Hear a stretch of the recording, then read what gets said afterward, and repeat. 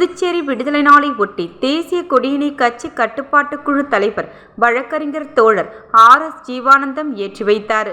கட்சி கொடியினை இந்திய கம்யூனிஸ்ட் கட்சியின் நிர்வாக குழு உறுப்பினர் முன்னாள் சட்டமன்ற உறுப்பினர் நாரா கலைநாதன் ஏற்றி வைத்தார்.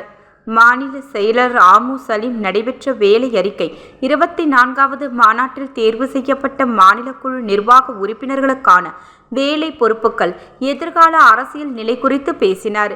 இக்கூட்டத்தில் தேசிய குழு உறுப்பினர் தினேஷ் பொன்னையா, மாநில பொருளாளர் சுப்பையா, நிர்வாக குழு உறுப்பினர்கள் சேது செல்வம், அந்தோணி, எழிலன், மாநில குழு உறுப்பினர்கள் வழக்கறிஞர் ஜி.கே. கோவிந்தசாமி, முருகன், ஹேமலதா, சரளா, மோத்திலால், ஆறுமுகம், கண்ணன், தேவசகாயம், பாலகிருஷ்ணன் உட்பட பலர் கலந்து கொண்டனர்.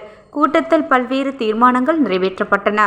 சிபிசிஐடி காவல்துறை அதிகாரிகளால் வழக்கு பதிவு செய்யப்பட்டு கைது செய்யப்பட்ட அரசு துறை உயர் அதிகாரிகளின் மீதான விசாரணையினை துரிதமாக நடத்த வேண்டும். புதுச்சேரியில் உயர்த்திய மின் கட்டணத்தை திரும்ப பெற்றிடவும், ப்ரீபெய்டு மின் மீட்டர் திட்டத்தை கைவிட வேண்டும்.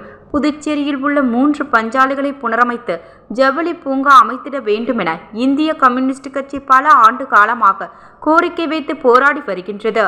ஆளுநராக கைலாசநாதன் பொறுப்பேற்ற பின்னால் கட்சியின் சார்பில் நேரில் சந்தித்து மனு அளித்து பேசியதன் விளைவாக கடந்த சட்டமன்ற கூட்டத்தொடரில் கவர்னர் உரையில் ஜவுளி பூங்கா அமைக்கப்படும் என்ற அறிவிப்பு வெளிவந்தது. அறிவிப்பு இன்று வரையில் அறிவிப்பாக மட்டுமே உள்ளது. செயல் வடிவம் கொடுத்திட வேண்டுமென இந்திய கம்யூனிஸ்ட் கட்சி மாநில குழு கேட்டுக்கொள்கிறது.